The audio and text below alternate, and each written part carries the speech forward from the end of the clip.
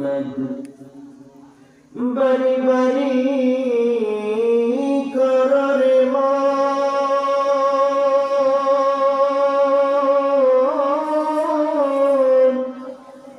এবার তোমার আপন নয় আসলে বাড়ি কবর হবে মাটি হবে বিছানা আল্লাহুম্মা সাল্লি আলা সাইয়্যিদিনা মাওলানা মুহাম্মদ ওয়া আলা আলি সাইয়্যিদিনা মুহাম্মদ লা ইলাহা লা ইলাহা লা ইলাহা লা ইলাহা আসমানে বলে কাল্লা জামিনে বলে কাল্লা আসমানে বলে কাল্লা জামিনে বলে কাল্লা আমরা সবাই বলি এক আল্লাহ সবাই বলি এক আল্লাহ পড়ি লা ইলাহা ইল্লাল্লাহ লা ইলাহা লা ইলাহা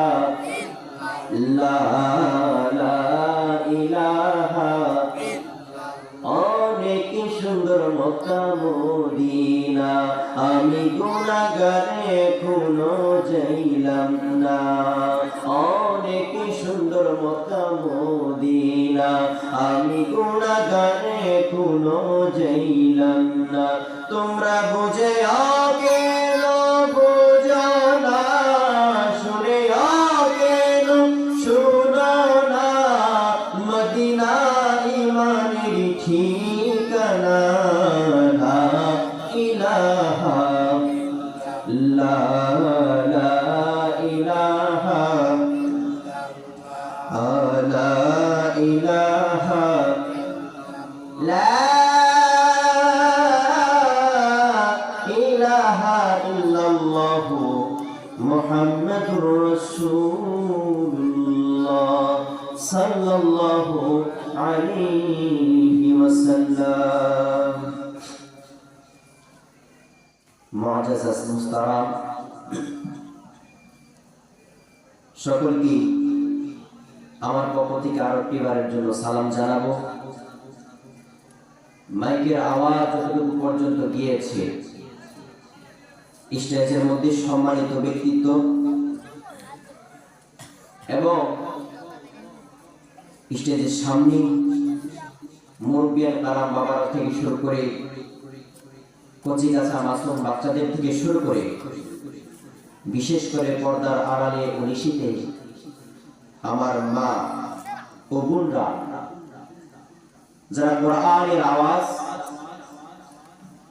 ইতিপূর্বে শুনবে ইনশাআল্লাহ কিছুক্ষণের মধ্যে তাদের সকলের প্রতি আমার বিনীত সালাম আসসালামু আলাইকুম ওয়া রাহমাতুল্লাহি ওয়া বারাকাতুহু আমার সাথে সাথে পড়ুন ইন্নাল হামদা লিল্লাহি তাআলা সম্মানিত মুসলিম কারাম সম্মানিত হাজিরিন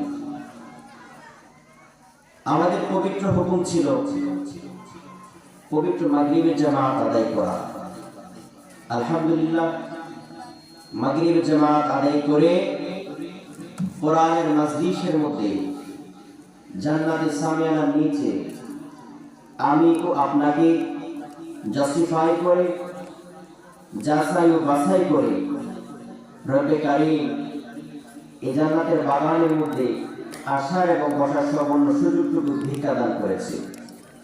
তাই জন্য আকাশ বাতাসকে মুখরিত করে আল্লাহ পাক রব্বুল আলামিনের সন্তুষ্টি অর্জনের জন্য কালিমাতু শুকর আদায় করব, চিৎকার দিয়ে বলবো আলহামদুলিল্লাহ। আলহামদুলিল্লাহ। আর একবারের জন্য শুকরিয়া আদায় করে যাচ্ছি আল্লাহ পাক রব্বুল আলামিন আমাদের মধ্যে একজন নবী উপহার দিয়েছেন, যে নবী সাইয়্যিদুস সাকালাইন, আফতার নবুওয়াত, শাহ রিসালাত, হায়াতুন নবী, জিন্দা নবী, মায়ার নবী, উম্মতের কান্ডারি নবী, যিনি শাফিউল মুজরিমিন, সাইয়্যিদুল মুরসালিন, খাতামুন নবিয়্যিন, আমি ও আপনার নবী, সর্বশেষ নবী, যিনি নবীদের নবী, অসংখ্য অগণিত সাহাবায়ে কেরাম, তাবেঈন কেরাম, তাবেঈন কেরাম, উলামায়ে মুতাকাদ্দিমিন, মুহাক্কিকিন, মুহিব্বিন, মুজতাহিদিন, মাশরিক হইতে মাগরিব, শিমাল হইতে জুনুব, যেদিকেই তাকাই সেদিকে নবী হচ্ছে আমার নবী, আপনার নবী রাহমাতুল লিল আলামিন। চিৎকার দিয়ে বলেন সুবহানাল্লাহ। আল্লাহ পাক রব্বুল আলামিন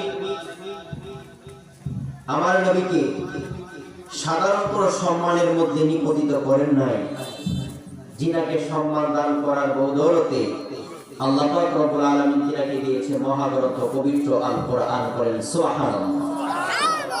এমন একটি নবীর উম্মত হতে পেরে আমরা খুশি না বেজার? যদি খুশি হয়ে থাকি তাহলে আল্লাহ পাক রব্বুল আলামিনের দরবারে আরো একটি বারের জন্য শুকর আদায় করব আলহামদুলিল্লাহ। সম্মানিত হাজিরিন, বয়ান শুরু করার পূর্বে আপনাদের মাঝখানে আমি একটি সূরা তেলাওয়াত করেছি, যে সূরাটির নাম হচ্ছে সূরাতুর রহমান। ডানে বামে কোনো কথা বলতে চাচ্ছি না, যেতেও চাচ্ছি না, কোরআন থেকে কথা বলবো, সূরা রহমান নিয়ে কথা বলবো। আপনাদেরকে অনুরোধ করব মনোযোগ দিয়ে শুনবেন, পরবর্তীতে ইনশাআল্লাহ আমল করার চেষ্টা করবেন। সকল বলি আল্লাহুম্মা আমিন। সম্মানিত হাজিরিন, গভীর মনোযোগ দিয়ে খেয়াল করবেন, আমার আল্লাহ পাক রব্বুল আলামিন পবিত্র কোরআনুল কারীমের মধ্যে যে সূরাকে নাযিল করেছে, এই সূরাকে কেন নাযিল করা হয়েছে? সূরাতুর রহমানের মধ্যে আমরা কি লাভবান হব, কি আমাদের জন্য ক্ষতি আছে? এই সূরাতুর রহমানের আমল যদি আমরা করি আমাদের জন্য বেনিফিট কি আছে, এবং এই সূরার মধ্যে আমাদের জন্য বর্জনীয় কি আছে, আমি পাঠ বাই পাঠ আলোচনা করে যাব। এশারের আগ পর্যন্ত আপনারা সময় দিবেন তো ইনশাআল্লাহ? আল্লাহ পাক রব্বুল আলামিন পবিত্র আল কোরআনুল কারীমের মধ্যে এত সুন্দর করে সূরাকে নাযিল করেছেন। আল্লাহ পাক রব্বুল আলামিন বলেন আর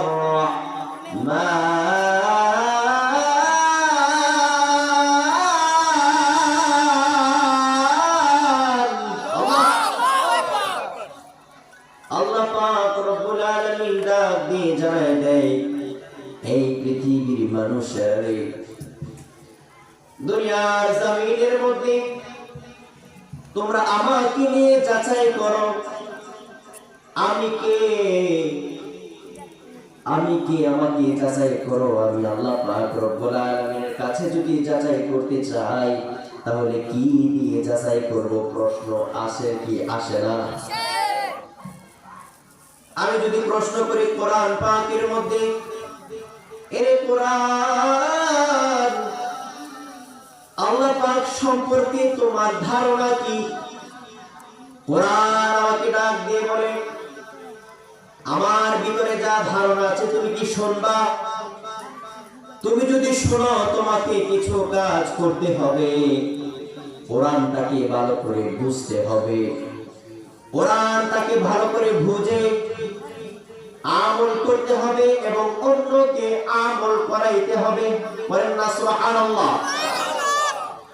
আমি কোরআন পাকের মধ্যে আল্লাহ পাক রব্বুল আলামিন সম্পর্কে জিজ্ঞাসা করলাম, রে কোরআন, আমার আল্লাহ পাক রব্বুল আলামিন সম্পর্কে তোমার ধারণা কি? কোরআন পাক বলে আর রহমান। সুবহানাল্লাহ। আমার আল্লাহ পাক রব্বুল আলামিন হচ্ছে রহমান। রহমান বলতে কি বোঝায়? রহমানুর রহিম, অর্থাৎ আমার আল্লাহ পাক রব্বুল আলামিন হচ্ছে অতি দয়ালু, অতি মায়ালু। বান্দাদের জন্য আল্লাহ পাক রব্বুল আলামিন হচ্ছে দয়ালু। বলেন সুবহানাল্লাহ। কোরআনের মধ্যে আমরা প্রশ্ন করলাম, রে কোরআন, সূরা রহমানের দ্বিতীয় আয়াতের মধ্যে আমার আল্লাহ পাক রব্বুল আলামিন কি বলেছে? কোরআন ডাক দিয়ে বলেন আল্লামাল কুরআন।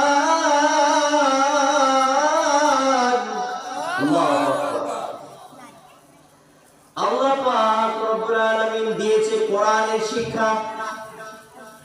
আল্লাহ পাক রব্বুল আলামিন নাযিল করেছে কোরআনকে। এই কোরআনকে যদি প্রশ্ন করি তোমাকে নাযিল করা কেন হয়েছে, কোরআন বলবে 104 খানা কিতাব থেকে 100 যে সহিফা, 4টা হচ্ছে গ্রন্থ, শ্রেষ্ঠ থেকে শ্রেষ্ঠ কিতাব মহাগ্রন্থ আল কোরআন। What is the Holy Quran in which there is nothing wrong? যে কোরআনে নাই কোনো সংশয়, যে কোরআনে নাই কোনো ডাউট, যে কোরআনে নাই কোনো ভুল, যে কোরআনে নাই কোনো সন্দেহ। মুমিন মুত্তাকি বান্দাদের জন্য হেদায়েতের বাণী। চিৎকার দিয়ে বলেন সুবহানাল্লাহ। আল্লাহ পাক রব্বুল আলামিন ডাক দিয়ে বলেন আলিফ লাম মিম যালিকাল কিতাবু লা রাইবা ফীহি হুদাল লিল মুত্তাকিন।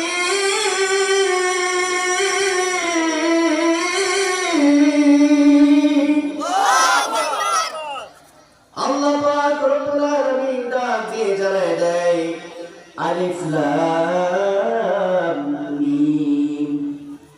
আমি আল্লাহ পাক রব্বুল আলামিন ঘোষণা করলাম আলিফ লাম মিমের অর্থ আমি আল্লাহ পাক রব্বুল আলামিন ছাড়া দুনিয়ার কোনো আলেম জানে না। সুবহানাল্লাহ। যালিকাল কিতাব, এই সেই মহাগ্রন্থ পবিত্র আল কোরআন, এই সেই কিতাব হুদাল লিল মুত্তাকিন, এই সেই কিতাব যার মধ্যে নাই কোনো ভুল, যার মধ্যে নাই কোনো সংশয়, নাই কোনো ডাউট, নাই কোনো সন্দেহ। হুদাল লিল মুত্তাকিন, যারা এটা পড়বে, যারা এটা বুঝবে, যারা এই অনুযায়ী আমল করবে, তারাই সঠিক পথের অনুকরণ করার চেষ্টা করবে বা পারবে। বলেন সুবহানাল্লাহ। আল্লাহ পাক রব্বুল আলামিন এই জন্য কোরআনুল কারীমের মধ্যে সূরা রহমান দিয়ে কোরআনের পরিচয় দিচ্ছেন আল্লামাল কুরআন। এই কোরআন তোমাদের জন্য দিয়েছি, এই কোরআন যেন তোমরা বুঝতে পারো, তোমরা পড়তে পারো, কোরআনকে বুঝে, কোরআনকে পড়ে এই অনুযায়ী আমল করে আমার দিকে আসতে পারো। বলেন সুবহানাল্লাহ। তিন আয়াতের মধ্যে আমার আল্লাহ পাক রব্বুল আলামিন ডাক দিয়ে জানায় দেয় খালাকাল ইনসান। আল্লাহ পাক রব্বুল আলামিন ডাক দিয়ে জানায় দেয় এই ইনসান অর্থ হচ্ছে, বাংলা অর্থ হচ্ছে মানুষ। এই মানুষকে আমি আল্লাহ পাক রব্বুল আলামিন সৃষ্টি করেছি। সুবহানাল্লাহ।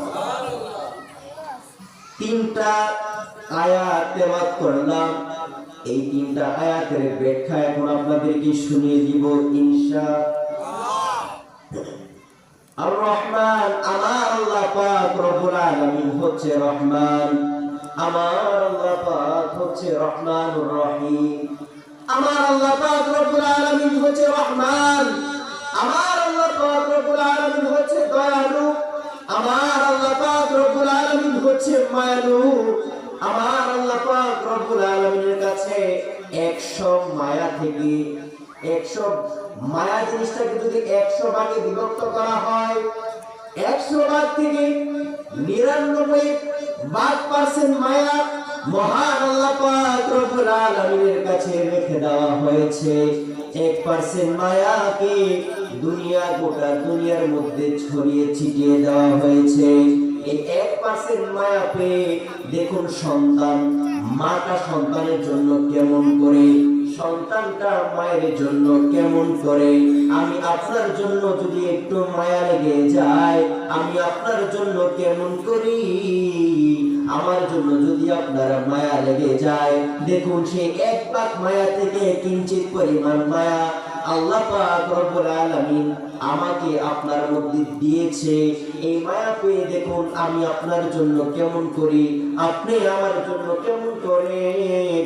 যদি একটা হাসপাতালের বেডের মধ্যে একটা মা, তার পেটের মধ্যে যদি সন্তান থাকে, এই সন্তান এমন একটা প্রসেসিং হয়ে গিয়েছে, ডাক্তার বলছে হয়তোবা মা বাঁচবে, অথবা সন্তানটা বাঁচবে।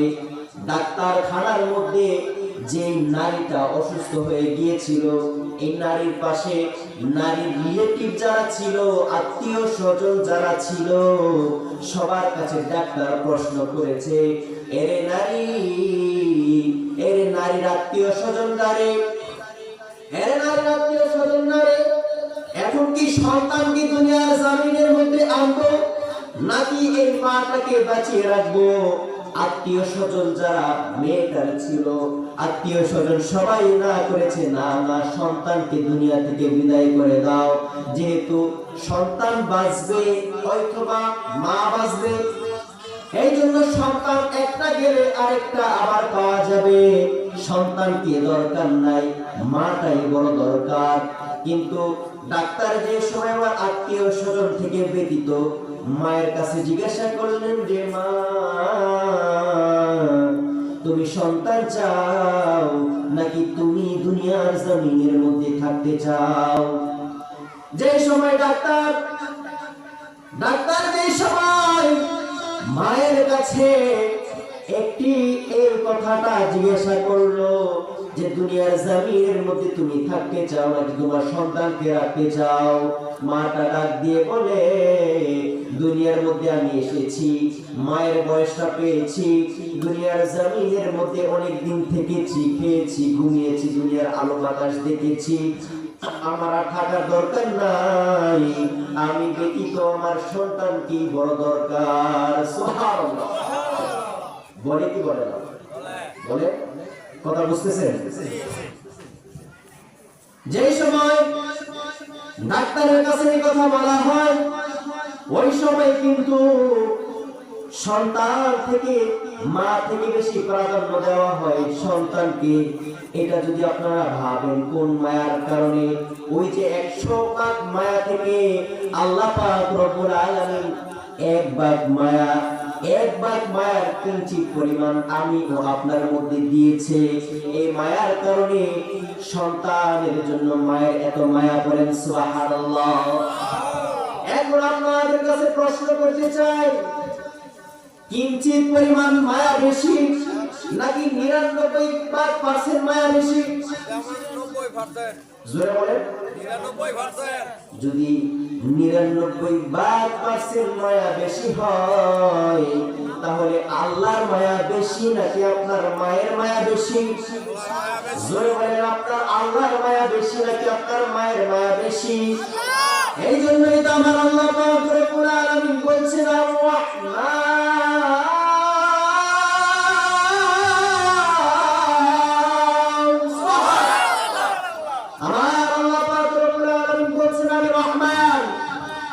আমি হচ্ছে রহিম, আমার থেকে মায়া দুনিয়ার জমিনের মধ্যে আমি কাউকে দেই নাই, দিব না। আমার থেকে মায়া দুনিয়ার জমিনের মধ্যে আর কারো নাই।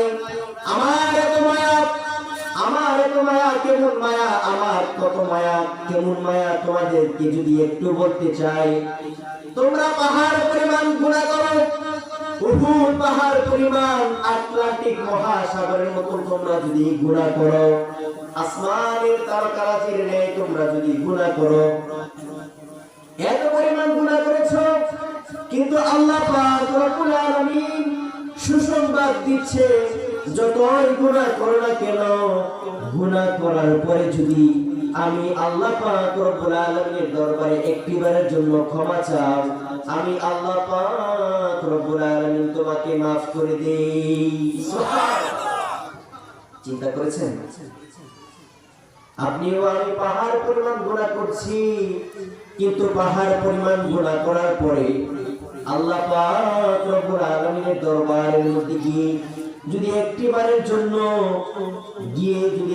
জন্য করতে পারি, আস্তাগফিরুল্লাহ রাব্বি মিন কুল্লি যামবি ওয়া আতুবু ইলাইহি লা হাওলা ওয়ালা কুওয়াতা ইল্লা বিল্লাহিল আলিয়্যিল আযীম। সুবহানাল্লাহ। আল্লাহ পাক রব্বুল আলামিন বলেন, তওবা করতে দেরি, আমি আল্লাহ পাক রব্বুল আলামিন ক্ষমা করতে তোমাকে দেরি হয় না। এটা হচ্ছে আমার মায়ের একটা ধরন। সুবহানাল্লাহ। দ্বিতীয় আয়াতের মধ্যে আমার আল্লাহ পাক রব্বুল আলামিন ডাক দিয়ে বলেন, আল্লামাল কুরআন। সুবহানাল্লাহ। আল্লামাল কুরআন, আল্লামাল কুরআন, আমাকে আপনাকে সঠিক বুঝ দেওয়ার জন্য নবী পাক সাল্লাল্লাহু আলাইহি ওয়াসাল্লামের মাধ্যমে আল্লাহ পাক রব্বুল আলামিন দিয়েছে মহাগ্রন্থ পবিত্র আল কোরআন। সুবহানাল্লাহ। এই কোরআনের সাথে সম্পর্ক রাখতে হবে। এই কোরআন থেকে যদি দূরে সরে যান, তাহলে জীবন ধ্বংস হয়ে যাবে। কোরআনের সাথে যদি সম্পৃক্ত হয়ে কাজ করতে পারেন, তাহলে আপনি বেনিফিট আল্লাহ পাক রব্বুল আলামিনের দরবার থেকে জান্নাত পাবেন। সুবহানাল্লাহ। আমার আল্লাহ পাক রব্বুল আলামিন এই কোরআনের মধ্যে দেয় এমন কিছুই নাই। আল্লাহ পাক রব্বুল আলামিন মুমিন মুসলমানের জন্য প্রত্যেকটা বিষয়ের উপর এই কোরআনের মধ্যে তাকাজা দিয়েছেন। বলেন সুবহানাল্লাহ। তৃতীয় আয়াতের মধ্যে আমার আল্লাহ পাক রব্বুল আলামিন বলেন, আল্লামাল কুরআন খালাকাল ইনসান। সুবহানাল্লাহ। আল্লাহ পাক রব্বুল আলামিন ডাক দিয়ে জানালেন, আমি ইনসানকে সৃষ্টি করেছি, অর্থাৎ আমি আল্লাহ পাক রব্বুল আলামিন মানুষদেরকে সৃষ্টি করে দিয়েছি। আল্লাহ পাকের কোরআনের কাছে যদি আমরা প্রশ্ন করি, কোরআন রে আল্লাহ রব্বুল আলামিন আমি তোকে কেন, আমি আল্লাহ পাক রব্বুল আলামিনের কোরআনের দিকে তাকিয়ে কোরআনকে যদি প্রশ্ন করি, রে কোরআন আল্লাহ পাক রব্বুল আলামিন আমাকে সৃষ্টি করেছে কেন? কোরআন ডাক দিয়ে বলে, তুমি কি জানো না, তুমি একটিবারের জন্য কোরআনের তাফসীর পড়ে দেখো, যে সময় রূহুর জগতের মধ্যে ফেরেশতারা বলেছিল, আল্লাহ মানুষকে বানায়েন না, মানুষকে যদি বানান আপনার আনুগত্য করবে না, মানুষ বানানোর দরকার নাই, আমরা তো ফেরেশতা আছি, আমরাই তো আপনার ইবাদত করতে পারবো, মানুষ বানানোর দরকার নাই, মানুষ দুনিয়ার জমিনের মধ্যে গিয়ে শান্তি রূপে কিছুই করবে না। আল্লাহ পাক রব্বুল আলামিন ফেরেশতাদেরকে ডাক দিয়ে সেই সময় বলেছিল, না না, আমি আল্লাহ পাক রব্বুল আলামিন যা জানি ফেরেশতাদেরকে তোমরা তা জানো না। সুবহানাল্লাহ। এখন যদি কোরআনের মধ্যে আমরা প্রশ্ন করি, এই কোরআন আমরা মানুষ হিসাবে যে দুনিয়ার মধ্যে প্রেরণ হয়েছি, আল্লাহ পাক রব্বুল আলামিন কেন আমাদেরকে প্রেরিত করেছে?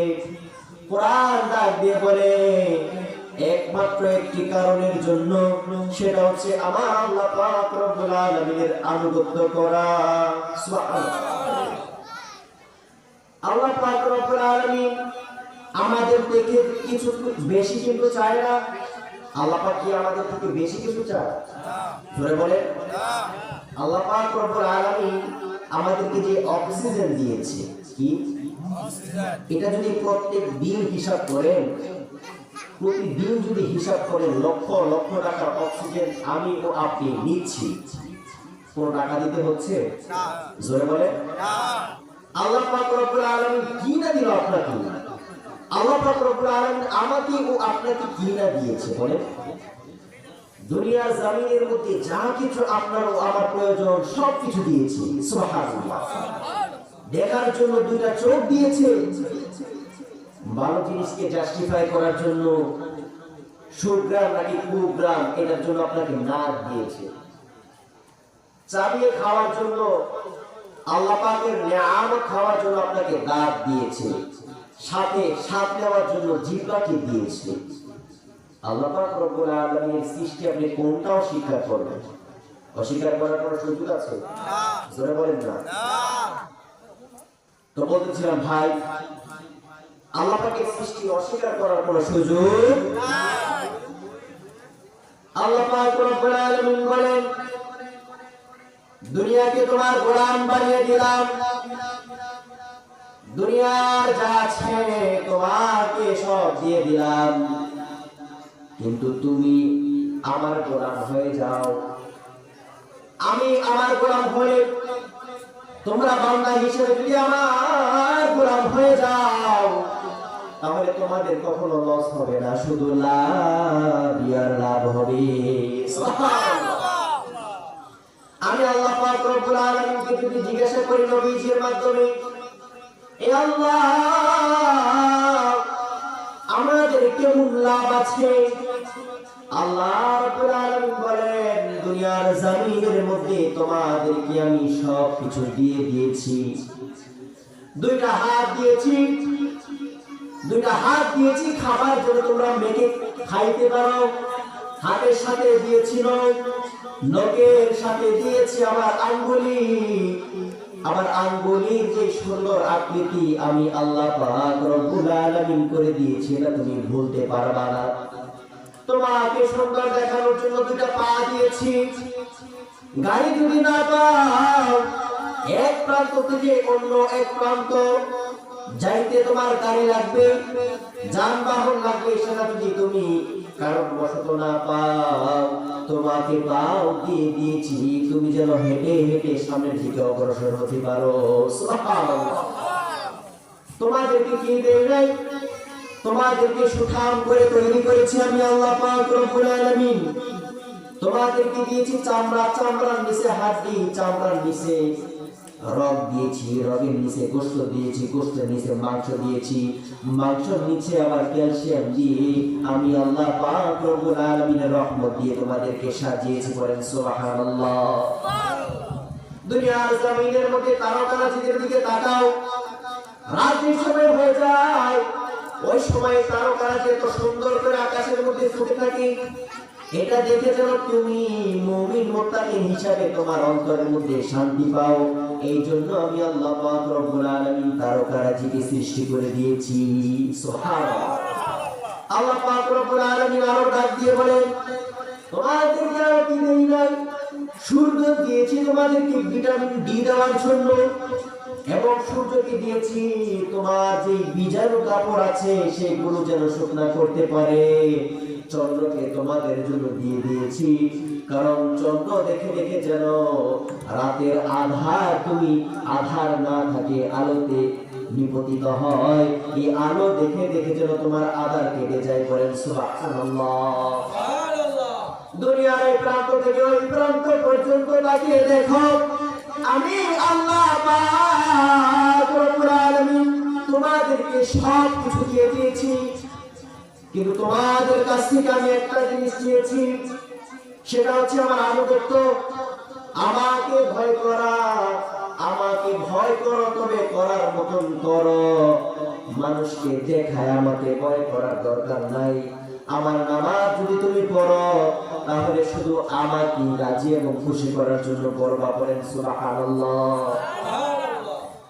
তোমাকে যে আমলগুলো দিয়েছি প্রত্যেকটা আমল দিয়েছি তোমাকে কি জন্য দিয়েছি? প্রত্যেকটা আমল করে করে যেন তুমি জান্নাতের দিকে অগ্রসর হতে পারো। প্রত্যেকটা আমল যেন আমার আনুগত্যের জন্য হয়। প্রত্যেকটা আমল যেন শুধুমাত্র আমাকে দেখানোর জন্য হয়। দুনিয়ার জমিনের মধ্যে প্রেসিডেন্ট বলো, প্রধানমন্ত্রী বলো, রাষ্ট্রনায়ক বলো, যত প্রকার যত ব্যক্তিত্ব আছে না কেন, আমি আল্লাহ পাক রব্বুল আলামিন তাদেরকে সৃষ্টি করেছি। বলেন সুবহানাল্লাহ। এই জন্য তাদের আনুগত্য নয়, যারা তুমি একবার যদি তার দুয়ারের মধ্যে যাও সাহায্যের জন্য একবার দিবারের মাথার মধ্যে আবার যদি যাও তারপরে একটু মন ক্ষুণ্ণতা হবে। তৃতীয়বার যে সময় আবার তার কাছে সাহায্যের জন্য যাইবা সেই সময় তোমাকে বাড়ি থেকে তাড়িয়ে দিবে। চতুর্থবারের মধ্যে যে সময় তুমি তার কাছে যাইবা কিছু নেওয়ার জন্য, ওই সময় দেখবা তোমাকে গাড় ধাক্কা দিয়ে বাড়ি থেকে বের করে দিয়েছে। এমন আছে না নাই? আল্লাহ পাক রব্বুল আলামিন ডাকে বলেন, না, আমি আল্লাহ পাক রব্বুল আলামিনের কাছে যত বেশি চাইবা, আমি আল্লাহ পাক রব্বুল আলামিন খুশি হয়ে যাই। সুবহানাল্লাহ। এই জন্য আমাদেরকে যেহেতু ইনসান রূপে আল্লাহ পাক রব্বুল আলামিন দুনিয়ার জমিনের মধ্যে প্রেরণ করেছেন, আমাদেরকে একটি কাজ করতে হবে, আল্লাহ পাক রব্বুল আলামিনের রাজি খুশি। কথা বলেন ঠিক কি না? এখন আল্লাহ পাক রব্বুল আলামিন রাজি ও খুশি করার জন্য আমাদেরকে কি করতে হবে? আল্লাহ পাক রব্বুল আলামিন কোরআন দিয়ে আমাদেরকে আবার শিক্ষা দান করেন, ইন্নাস সালাতি ওয়া আতিনাজ যাকাত।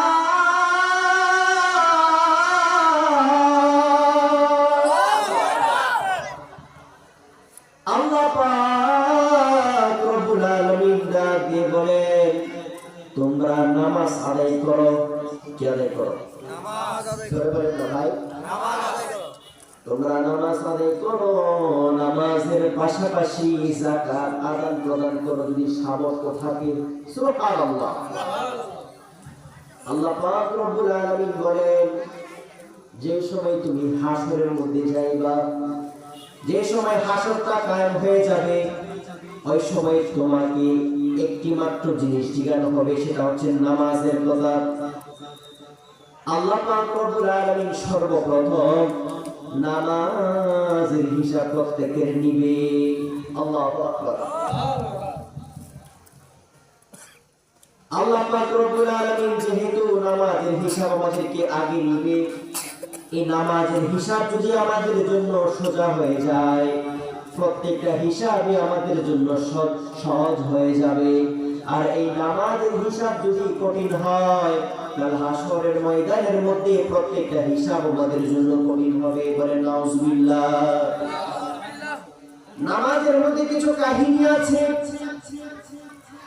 আমরা অনেকে মনে করে থাকি আগে আমাদেরকে পাপ কাজ ছাড়তে হবে, তারপর নামাজের মধ্যে যাইতে হবে। হ্যাঁ, আপনার কথার মধ্যে যুক্তি আছে, এটা আমি মানি, তবে যুক্তি দিয়ে ইসলাম নয়, কোরআন ও হাদিস, ইজমা ও কিয়াস দিয়ে ইসলাম চলে। কথা বলেন ঠিক কি না? শুনুন তাহলে, শুনুন, আল্লাহ পাক রব্বুল আলামিন বলেছে, নিশ্চয় নামাজ মানুষকে সৎ কাজ করায়, অসৎ কাজ থেকে বিরত রাখে। সুবহানাল্লাহ। আপনি যদি তাকওয়ার সহিত সেই ফজরের জামাতটা পড়েন, ফজরের নামাজ পড়ার আগে আপনাকে কি করতে হবে একবারের জন্য শুনুন। আপনার সর্বপ্রথম ওযু করতে হবে। ওযুর আগে আপনাকে আগে পাক পবিত্রতা হতে হবে। আপনি যদি আমাকে প্রশ্ন করেন পাক পবিত্রতা হব কিভাবে, তাহলে আমি বলবো যেহেতু আল্লাহ রাব্বুল আলামিনের সামনে দাঁড়াইবে, ওই আগে আপনাকে আগে পাক পবিত্রতা হতে হবে।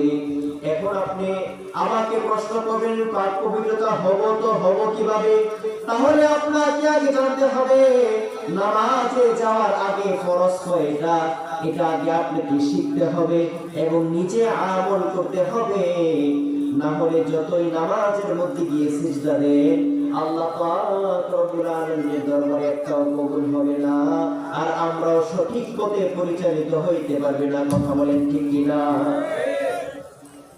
এখন নামাজের ভিতরে এবং বাহিরে কয় ফরজ যদি অনেকেই জিজ্ঞাসা করি তাহলে বলতে পারবে, আবার অনেকেই বলতে পারবেন না, ঠিক কিনা? তাহলে আমি আপনাদেরকে বলে দেই, নামাজের বাহিরে এবং ভিতরে হচ্ছে 13 ফরজ। সুবহানাল্লাহ। নামাজের বাহিরে হচ্ছে কয় ফরজ বলেন তো? 7 ফরজ। কয় ফরজ? 7 ফরজ। নামাজের বাহিরে 7 ফরজ। দেখুন, শরীর পাক 1 নাম্বার, কাপড় পাক 2 নাম্বার, নামাজের জায়গা পাক, সতর ঢাকা, কিবলামুখী হওয়া, অক্তমত নামাজ পড়া, নামাজের নিয়ত করা। কয়টা পেলাম? জোরে বলেন। সর্বপ্রথমে এসেছে শরীর পাক। নামাজে যাওয়ার আগে আপনি আগে মনে করবেন আপনার শরীর পাক আছে কি নাই। অনেকভাবে হইতে পারে, যদি আপনার ইস্তেঞ্জা সিটা ফুটা আপনার শরীরের মধ্যে লেগে থাকে, তাহলে আপনি পাক হবেন না, আপনি সেই সময় না পাক। কথা বলেন ঠিক কিনা? ওই সময় ভালোভাবে আপনার শরীরকে আগে পরিষ্কার করতে হবে। শরীর পাক, তারপরে দ্বিতীয় নাম্বার এসেছে কাপড় পাক। আপনি দেখবেন আপনার কাপড়টা কি পাক আছে কি নাই। একটা মুসলমান চেষ্টা করলেই বুঝতে পারবে তার কাপড়টা কি পাক আছে নাকি না পাক আছে, ঠিক কিনা? আপনি আপনারটা বলতে পারবেন, আপনারটা অন্যজনে বলে দিবে না বা বলতে পারবেও না, যেহেতু আপনার মনুষ্যত্ব, আপনার দেহ, আপনার কাপড় আপনাকেই জানতে হবে, আপনি জানবেন, আপনি জেনে আমল করতে হবে। কথা বলেন ঠিক কিনা? সর্বপ্রথম শরীর পাক পেলাম, তারপর কাপড় পাক, তারপর হতে হবে নামাজের জায়গা পাক, যেখানে আল্লাহ পাক রব্বুল আলামিন আপনার সামনে থাকবে। মনে করবেন সামনে রেখে আপনি নামাজ আদান প্রদান করছেন। নামাজের মধ্যে আপনি যদি দাঁড়ান, আপনার মনে করতে হবে আল্লাহ আপনার সামনে আছে, ঠিক কিনা? ওই মুহূর্তের মধ্যে যদি আপনার স্থানটা পাক পবিত্রতা না থাকে, তাহলে আপনি শত নামাজ পড়লেও আল্লাহ দরবারে নামাজ কবুল হবে না, ঠিক কিনা? তো কয়টা এখানে পেলাম? শরীর পাক একটা, কাপড় পাক, নামাজের জায়গা পাক। এখন আসেন সতর ঢাকা। মাইকের আওয়াজ যতটুকু যাচ্ছে, মা ও বোনরাও শুনবেন, ভাই ও বাবারাও শুনবেন খুবই মনোযোগ দিয়ে। পুরুষদের সতর কোনটা? আমি একজন ভাইকে প্রশ্ন করেছি, নাম বলবো না, যে ভাই সতর অর্থ কি? আমাকে জিজ্ঞাসা করে সতর অর্থ, আমি কিছু জানি না। নাউজুবিল্লাহ। সতর অর্থ হচ্ছে আমাদের যে শরীর আছে, আমরা কতটুকু ঢাকবো, এটা হচ্ছে সতর, ঠিক না? পুরুষদের জন্য সতর হচ্ছে টাকনুর উপর পর্যন্ত পায়জামা হোক, আমার ওই টাইট ফিট ফ্যান কিনা যাবে না। তাহলে তো মনে করেন বসবেন নাকি শোবেন, নামাজের মধ্যে শোয়ার অবস্থা হয়ে যায়, ঠিক না? যে সময় মনে করেন দেখা যায় এই প্রস্তাব করতে নেই, কিছু যুবকরা ওই সময় দেখে দাঁড়ায় প্রস্তাব করে, ঠিক না? কেন হয় জানেন এটা? বলেন তো। টাইট ফিট স্টেজ ফ্যান বলে বলা হয়, টাইট ফিট বলা হয়। বলো কত রঙের ফ্যান যে বের হয়েছে ভাই, কি বলবো। আপনারা তো দেখেন বিলাই খামসি, এই সে এদিকটা ঝুলে থাকে, এদিকটা সিরা পাড়া, কত রকম ফ্যান যে বের হয়েছে। নাউজুবিল্লাহ। ইসলামের পোশাক এসব হইতে পারে না। ইসলামের পোশাক শিখিয়েছেন কে? রাসূল আকরাম সাল্লাল্লাহু আলাইহি ওয়াসাল্লামের মাধ্যমে আমার আল্লাহ পাক রব্বুল আলামিন ইসলামের পোশাক দিয়েছে। টুপি পাঞ্জাবি জুব্বা কে করেন সুবহানাল্লাহ। এটা আমাদেরকে বলতে হবে। তারপরে দেখুন, সতর আমাদের জন্য হচ্ছে পুরুষের জন্য কুনি এই পর্যন্ত কুনি ঢাকতে হবে। নামাজের মধ্যে আমি খেয়াল করেছি শার্ট এতটুকু করে অনেকেই নামাজের মধ্যে যাচ্ছে, মসজিদের মধ্যে, কথা বলেন ঠিক কিনা? আপনার নামাজের আদব লাগবে। নামাজে তো আপনার আদবই নাই।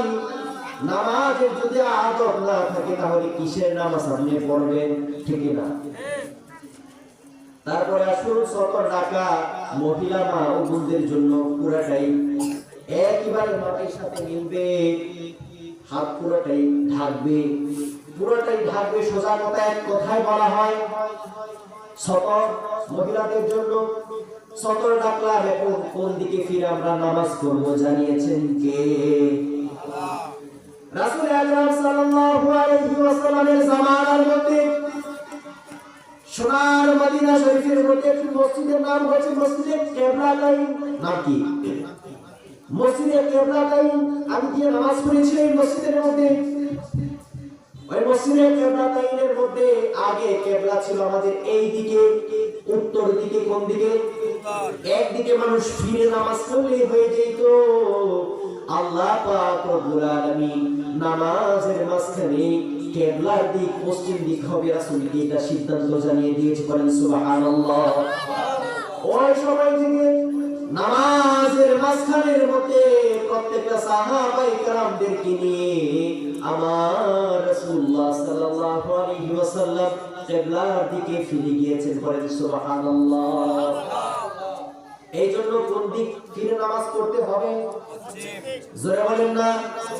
পশ্চিম দিক কি দিক? কিবলার দিক। বলেন কিবলার দিকে মুখ করিয়া নামাজ পড়তে হবে। তাহলে আমরা কয়টা পেলাম? শরীর পাক, কাপড় পাক, নামাজের জায়গা পাক, সতর ঢাকা, কিবলামুখী হওয়া। এখন আসেন আরো দুইটা আছে, ওয়াক্ত মতো নামাজ আদায় করা। ওয়াক্ত গেলে কি আপনার নামাজ হবে নাকি? জোরে বলেন। ওয়াক্ত মতো আপনার নামাজ পড়তে হবে। যে নামাজের যতটুকু টাইম নির্ধারণ করা আছে ওই নির্ধারণ অনুযায়ী আপনাকে নামাজ পড়তে হবে।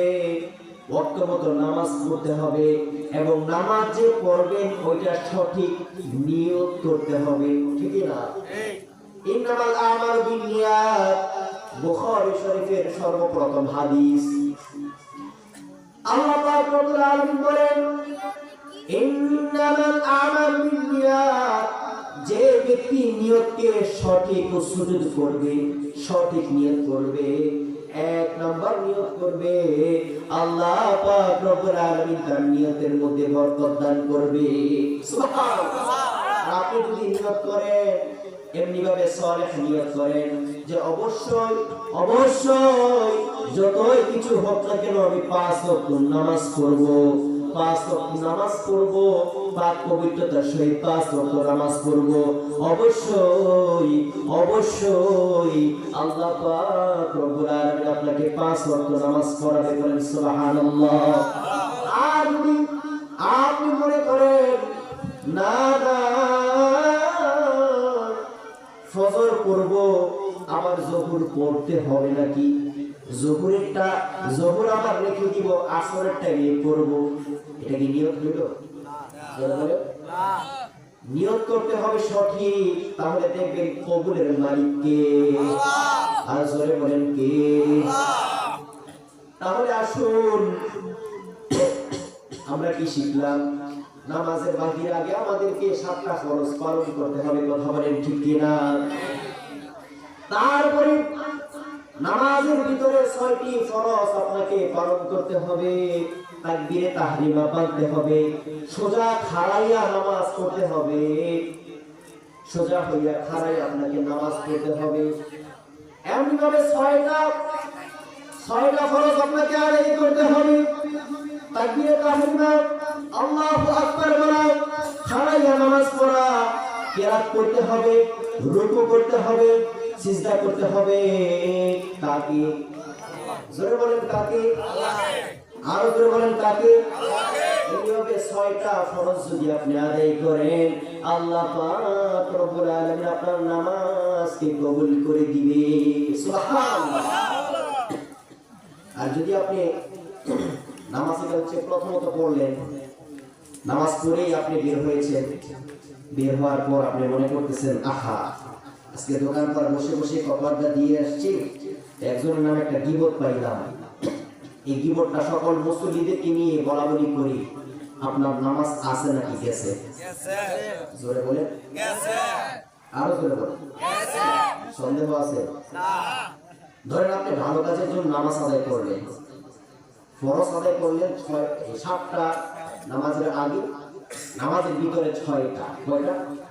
এই 13টা ফরজ আদায় করে আপনি নামাজের মধ্যে আবার পূর্ণাঙ্গ দাঁড়িয়েছেন, আলহামদুলিল্লাহ। নামাজ শেষ করলেন, সুন্দর মতো নামাজ আদায় করলেন। এখন নামাজের পরে আপনার শয়তানি যে এটা আছে না, ইবলিস আপনাকে খোঁচাচ্ছে যে বলো, মানে আপনাকে ইবলিস কি করছে, খুব ভালো করে খোঁচাচ্ছে যে এই গীবতটা গাইতেই হবে মুসলিমদেরকে নিয়ে। আপনার ইমান হারা হইল, মুসলিমদেরকে যাদেরকে বলেছেন তারা তো আবেগে ক্লাস করেছে, তাদের ইমান হারা করলেন, তাহলে আপনি কি জান্নাতে যাবেন নাকি জাহান্নামে যাবেন? জোরে বলেন। এই জন্য আপনাদেরকে আমি বলি মিফতাহুল জান্নাতিস সালাহ। আমরা মনে করি নামাজ বেহেশতের চাবি, এটা অবশ্যই, কিন্তু নামাজ যদি আপনি ভালো করে না পড়তে পারেন তাহলে নামাজ বেহেশতের চাবি কখনোই হইবে না, কথা বলেন ঠিক কি না? তারপরে আসুন, নামাজও করলেন আপনি, আবার কাজও করলেন, দুইটার একটা করতে হবে, কারণ আল্লাহ পাক রব্বুল আলামিন নামাজীদেরকে আর কাফেরদেরকে নামাজ দিয়ে দ্বিমত করেছেন, ভাগ করেছেন। হয়তো আপনাকে নামাজ পড়তে হবে, নামাজ পড়ে ভালো করে চলতে হবে, নামাজের সম্মান আপনাকে বজায় রাখতে হবে, না হলে কাজের মধ্যে নিয়োজিত থাকতে হবে। এখন আপনি ডিসাইড করেন নামাজ পড়বেন, ভালো কাজ করবেন নাকি কাজ করবেন। আপনি যদি নামাজ পড়েন, আমি দেখলাম আপনি এদিক দিয়ে নামাজ পড়ছেন, আপনি আবার মানুষের গীবত গাচ্ছেন। নামাজ পড়লে মানুষের গীবত দেওয়া যাবে না, কথা বলেন ঠিক কিনা? নামাজ যদি পড়েন মিথ্যা কথা ছেড়ে দিতে হবে, এটা তো সত্যি কথা, কথা বলেন ঠিক কিনা? নামাজ যদি পড়েন চোখ খুলে একেবারেই ছেড়ে দিতে হবে, কথা বলেন ঠিক কিনা? নামাজ যদি পড়েন আপনার মধ্যে ভালো সবকিছু আনতে হবে, খারাপ সবকিছু বর্জন করতে হবে, কথা বলেন ঠিক কিনা? নামাজ যদি পড়েন আপনাকে হালাল খাদ্য খাইতে হবে, হারামকে বাদ দিতে হবে, কথা বলেন ঠিক কিনা? নামাজ যদি পড়েন আপনাকে লোভ ছেড়ে দিতে হবে, নামাজ যদি পড়েন আপনাকে ঘুষ ছেড়ে দিতে হবে, নামাজ যদি পড়েন আপনাকে হিংসা ছেড়ে দিতে হবে রে ভাই, নামাজ যদি পড়েন আপনাকে চুরি ছেড়ে দিতে হবে, নামাজ যদি পড়েন আপনার স্বামী স্ত্রীর মধ্যে ভালো একটা সম্পর্ক সৃষ্টি করতে পারবে, নামাজ যদি ঠিকঠাক মতন পড়েন তাহলে ঝগড়া বিবাদ ছেড়ে দিতে হবে, নামাজ যদি পড়েন আত্মীয় স্বজনদের সাথে আপনার ভালো ব্যবহার করতে হবে, ঠিক না? নামাজ যদি পড়েন, নামাজে যেহেতু আমাদেরকে খারাপ কাজ থেকে বাঁচিয়ে দেয়, আমাদের চোখ ঠিক করতে হবে, কথা বলেন ঠিক না? চোখ ঠিক করতে হবে, রাস্তাঘাটের মধ্যে ইফটিজিং করা যাবে না। মনে রাখবেন আপনি কাকে ইফটিজিং করছেন, যদি তাকে আপনি ইফটিজিং করেন আপনার মা ও বোনকে অন্য এক ছেলে ইফটিজিং করবে, কথা বলেন ঠিক কিনা?